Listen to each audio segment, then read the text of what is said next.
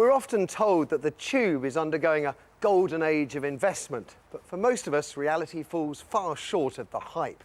Back in November, the system had its worst month for delays on record, and only last week there was mass chaos caused by faulty communications and the wrong sort of dust on the line. And so tonight, we've created our own special awards for those transport projects that have seen millions of pounds of our money poured into schemes that delivered little or no benefit. Here's Mark Jordan with a set of junk shop trophies with his own distinctive take on why you've been delayed. In London, have you ever wondered why so much transport chaos and delay is curiously explained away as part of an improvement programme? Then the new signalling doesn't work, where weekend closures are more regular than openings, and brand new trains are less reliable than the old ones they replace. If we didn't laugh, we'd cry. Does anybody here believe that they'll be alive when the Jubilee line is working on weekends? When it comes to transport, many of us in London are all out of laughs. So tonight, it's Move Over, You've Been Framed. Welcome to our You've Been Delayed Awards. We've spoof awards for some of London's troubled transport projects. A time-warp clock for improvements that never seem to arrive. Something for a multi-million-pound white elephant. And someone gets our green boot for costly green dreams using your money.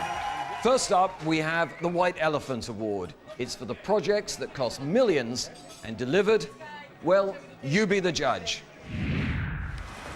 A runner-up is TfL, who set out to make 7 tube stations step-free for the disabled. But after spending £64 million, they abandoned the project. Not one of the stations is accessible.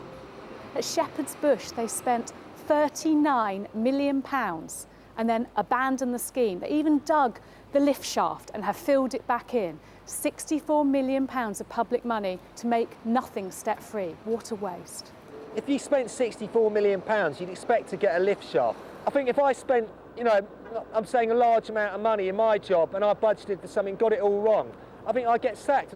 64 million could have paid London living wage to 2 people dedicated to helping the disabled at each of the stations for the next 300 years. TfL say reality stopped their own project. The reality of the funding settlement, the reality of the economic situation that we face is that times change and that sometimes you in good faith embark on preparation for individual capital programmes that don't come to fruition. So where did all that money go? They spent 4.6 million attempting to make Newbury Park step-free. It hardly needed Brunel, getting passengers from street level here down to the open-air platform.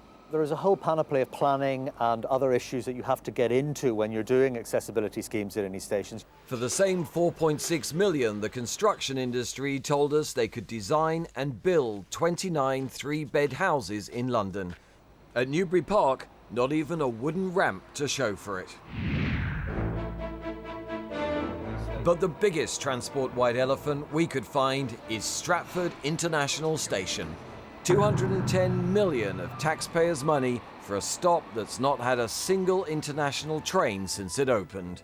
For over 4 years, its departure lounges have sat mothballed, awaiting the Eurostar that never stopped. Hey guys, it's Alan from New York with another weird story about merry old England. This is an international train station with no international trains. Welcome to Stratford International.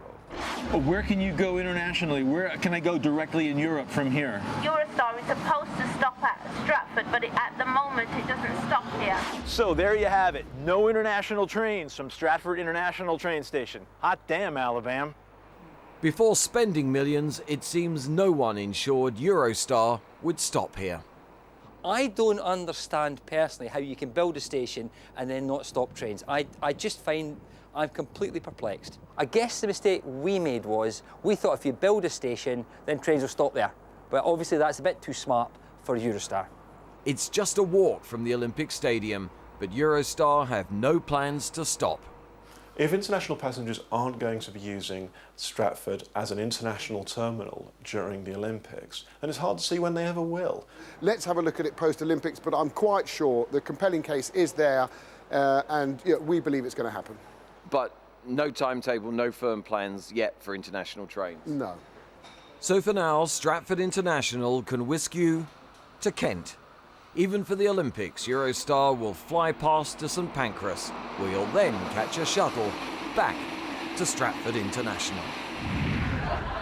Moving on, how many times have you been stood on the platform and told there are no trains today because they're building a new, better tomorrow?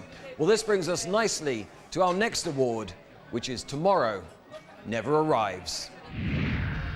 In the 60s, man went to the moon and London got the Victoria Line.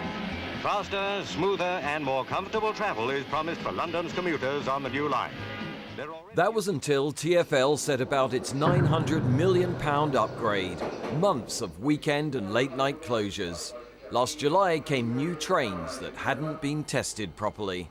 TfL's upgrade sent the service downhill.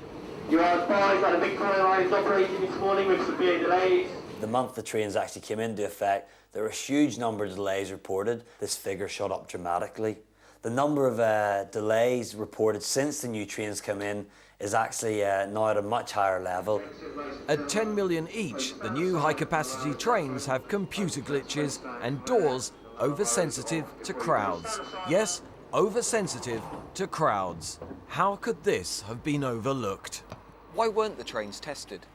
Because the contract didn't allow for it to happen. I mean, in simple terms, the contract that Metronet let at the time basically meant the trains came down to London and were tested live on the railway. It hardly feels like an upgrade. You are advised that this morning the Victoria Line is operating with severe delays. Taking over from Metronet, TfL struggled to get brand new trains to match the reliability of the 43-year-old ones they're sending to the scrap heap. But the winner of our Tomorrow Never Arrives award has been dashing hopes and breaking promises for years.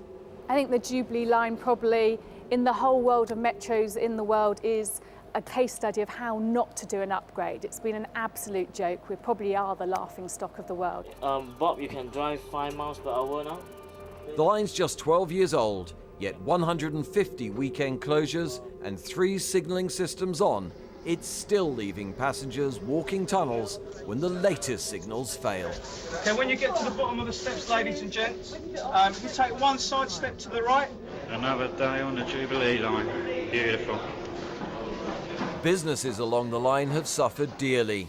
Over 11 million's been spent just on replacement buses. The mayor says the upgrade has wasted hundreds of millions, while cities like Paris rebuild older lines with no weekend line closures. Well, it hasn't been a perfect project, self-evidently. What I'm blaming actually is a flawed, lost 7 years of a public-private partnership that was an ill-thought-through contractual arrangement that didn't give us control of what was happening. We didn't run the project. We now do run the project. In 7 months, we've delivered what has been failed to be delivered in 7 years. But the signals failed again last week. After 3 missed deadlines, the Jubilee gets our time-warp clock for more weekend closures until April. Our final category tonight is all about your cash and their green dreams. Ladies and gentlemen, it is our very own Green Boot Award. Runner-up in the blue lane is the Mayor's Bike Superhighway. I've just been on it this morning. There's tons of people on it. People do understand what it's all about. It's about creating a critical mass. But it costs well over £1 million a mile to paint. And a survey found 60% of cyclists felt no safer. Traffic seems to ignore them. Elsewhere, the blue line just ends. I think they make things better for cyclists. It's a paint job. The mayor plans to spend a further £143 million painting the town blue. You be the judge. So, to the winner. For decades, we've been told the electric car is just around the corner. His electrically driven baby model costs only a penny a mile to run. Haringey Council thought that time had finally come, spending almost £100,000 on 13 charger points. A year on, just one person has signed up. I've never seen anyone use it. You haven't seen any electric car around here? Yeah, it's a waste of money, of course, if nobody is using. One charge has already been vandalised. Every member of the council voted for the scheme, but not one would appear on TV to defend it. So, like Mr. Smee 50 years ago, Haringey is disappointed it hasn't caught on. They now hope the scheme will go London-wide. So it's perhaps just as well that it costs nothing to smile. That's our take on where your money went. If you think we've missed something, do drop us a line. But for now, it's good night.